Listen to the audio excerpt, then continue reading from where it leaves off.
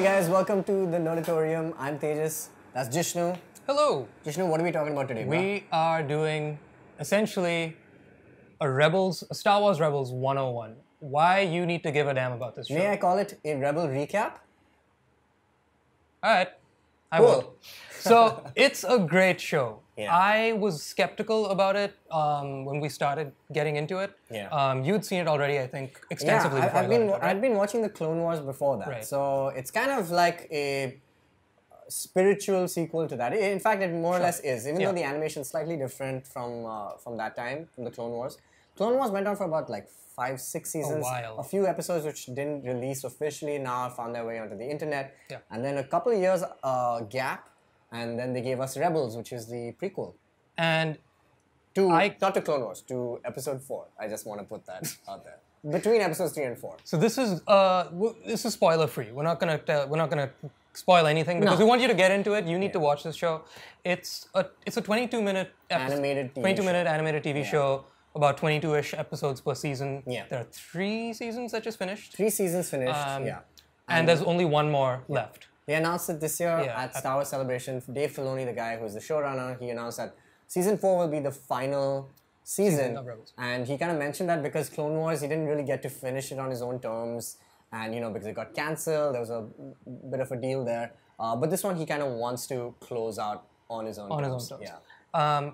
And I'm not exaggerating in the slightest. If you guys have heard our podcast or seen the show before, you may or may not know that specifically with the two of us, we love Star Wars, and there's very few other things in this world that gives me the feels like Star Wars does. Yes. It's more often than not, it's my go-to. I need to be happy right now. Medicine, and I'm not exaggerating when I say that certain moments within this show, certain episodes, particularly finales of various seasons, Yeah. I think we know which one he's talking about. But yeah. they hit an emotional chord Oh my gosh. for me personally that genuinely, without any second thought, I put those episodes in the pantheon of the original trilogy and the sequels, the prequels.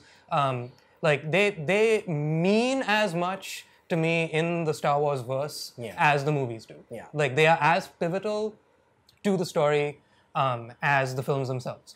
I think being like big fans anyway of Star Wars, like the thing is that if you are a really big Star Wars fan and you haven't seen these shows, imagine it this way. And I think this is basically the thought. Clone Wars was even started by George Lucas. I mean, he was heavily involved in the creation of that show, and his thing was like, imagine you got to watch. I mean, we had to wait no Star Wars fan needs any reminder, but we had to wait like a really long time between movies and sometimes between entire trilogies. And that's been the case for all 3 of them. But the thing is that here you had a chance to watch Star Wars like every week. At least for an entire season, you got to watch Star Wars every week. And that was amazing because you don't get to kind of interfere as much with the original, what the classics kind of brought you, but we dive a lot deeper into, missions or, characters who kind of made up the peripherals of the Star Wars universe, and which were equally, if not more interesting. And I want to talk about that for a second. Yeah. Do you feel like this, I mean, this is definitely what I do, but like the Star Wars movies are very plain and simple, and recently George Lucas just, he was there at the Star Wars 40th year 40th celebration, celebration, yeah. And he basically said, Star Wars is for 12-year-olds.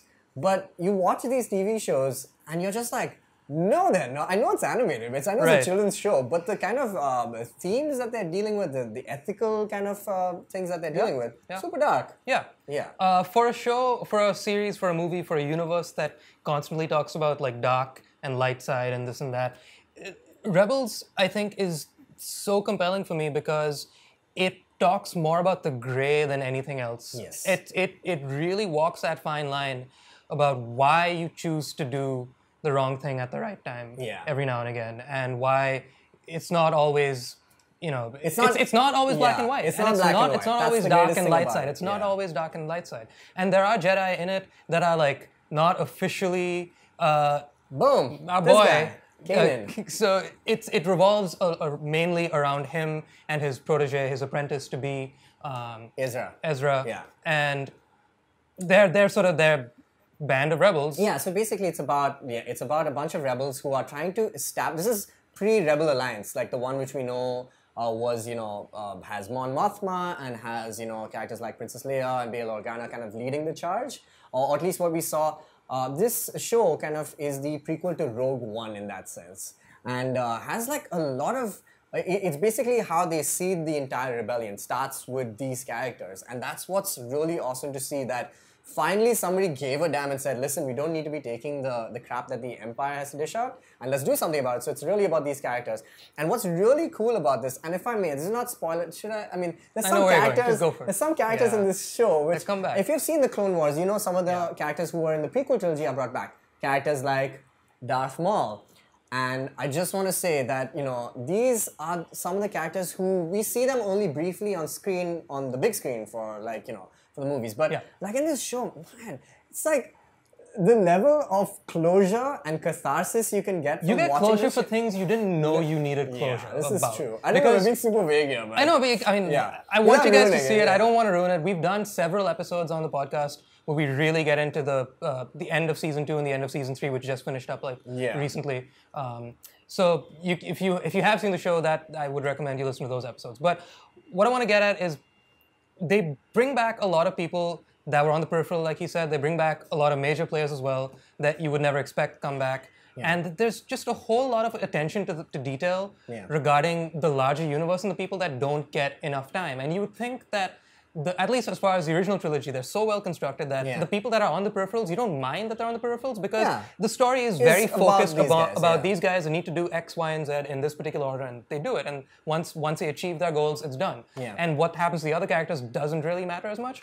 But they shine a light on those guys that gives you such a unique perspective about not only their story, but it informs everything that the other people did and why the peripheral characters were peripheral in the first place. Yeah. And for example, like in the Clone Wars, we got the entire perspective of the Stormtroopers, or at least the clone troopers back then. And we see the way Order 66 actually happens, how it just suddenly affects them, and it's because of a chip in their head and things like that. But we get to see a very personal side to their story, and that really fleshes out even more in Rebels. And I think what's really great is that in Rebels it does the same thing, but with a few characters who are trying their best to find a reason to care about the Empire. So that's one great thing. The second thing is, I think in Rebels more, if not as much as Clone Wars did, we had great characters like Ahsoka Tano in Clone Wars, who basically, she leaves the Jedi Order. She's Anakin's apprentice. She leaves the Jedi Order because she doesn't really believe in it. Now for me, somebody who's grown up thinking Jedi were the shit, and they can literally do no wrong, you grew up and you watch these shows and you watch the in-depth kind of, machinations of what's happening, and you're just like, oh, the Jedi are not all what they're cracked up to be. And in this show, you're really like, whoa, listen, being a Jedi or being you sympathize with many characters from the dark side. You sympathize with the people who are in the middle and literally don't know what to kind of, which side to go with, and you completely understand that perspective. You're with them. Yeah, it's You're with everybody. I mentioned a point, we had a far longer discussion about this on the podcast episode about the end of season 3, especially after it was announced at Celebration that there would only be one more season of Rebels left.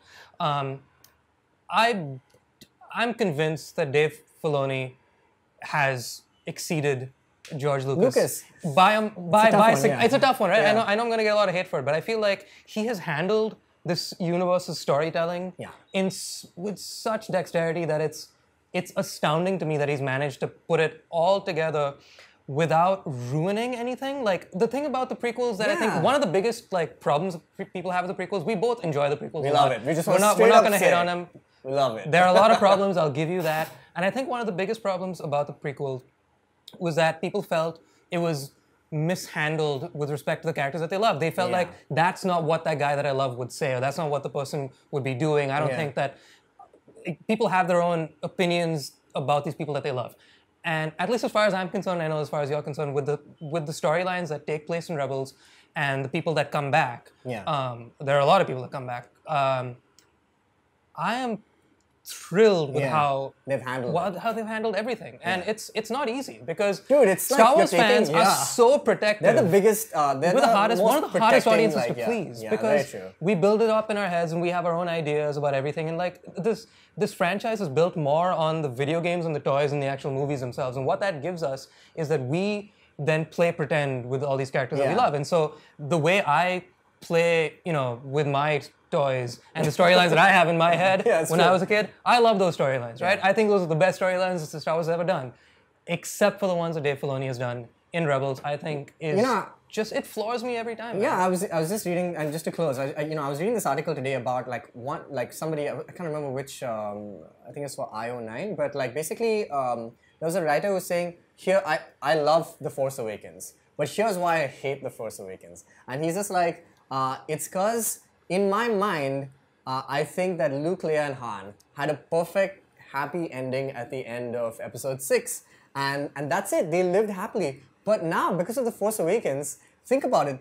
We're now with that idea that their biggest moment was that celebration on Endor, and that's it. Everything went downhill from there. Luke started It was all downhill after the teddy bear party. Yeah, Luke started an order, cancelled by Kylo and the Knights of Ren. Right. Han and Leia had a kid.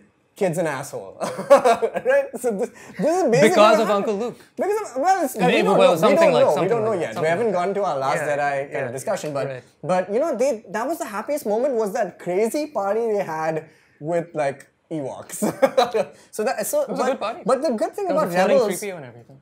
exactly. But the good thing about Rebels is that it doesn't, like you're saying, it doesn't ruin anything that you know or love about the franchise. Yeah. It just adds to it, Yeah. and it just makes you feel like, wow, I have way more invested in this than I really thought I did earlier. Seriously. And I think that's just what's great about it. They Yeah. have great characters, great writing. Dave Filoni is the new George Lucas. Like he is in all sense of purpose. The Apprentice has succeeded the master. Superseded the master. Yeah, that's great. Yeah. Great. So let us know if you watch Rebels, or if you love anything about Star Wars, which I'm sure you do. This is why you're watching the show. Let us know what you think about Rebels Season 4, or if you're watching Rebels or Clone Wars or anything like that, you can let us know in the comments. Or you can find us on our website, geekfruit.in. What he said. Bye, you nerds.